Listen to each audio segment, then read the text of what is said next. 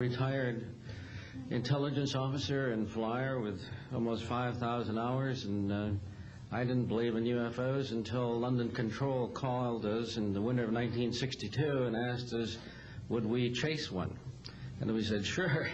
So we let down from 30,000 feet to 1,000 feet where the UFO was hovering, and we went into a steep dive and actually exceeded the red line of the aircraft. So it's kind of dangerous chasing UFOs.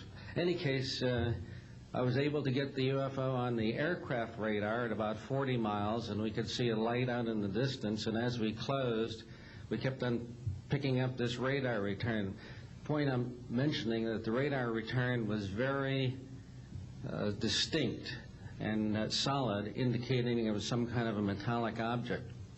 We got about a mile from the UFO, and it kind of lit up in the sky and went off into space, very similar to what the shuttle looks like when it takes off.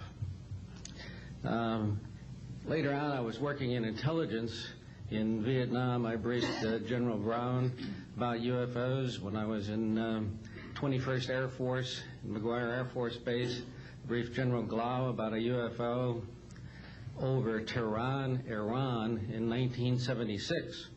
That two F-4s from the Iranian Air Force had taken off and tried to intercept the UFO, and when they turned on their fire control systems, they immediately went on.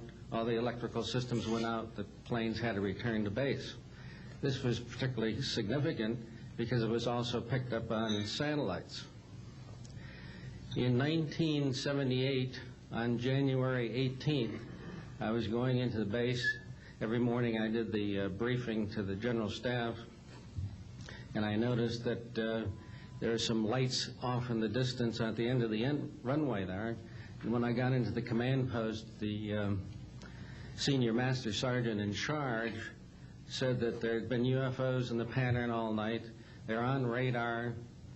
The tower had seen them. They gotten aircraft reports and so on, and that one had landed or crashed at Fort Dix.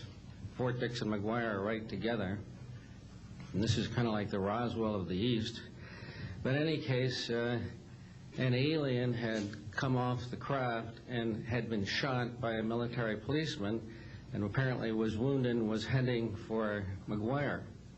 So for whatever reason, the aliens liked the Air Force better than the Army, perhaps because they're shooting at them.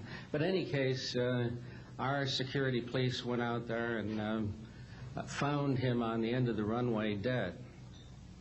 And they asked me to brief the general staff, General Tom Sadler, and at the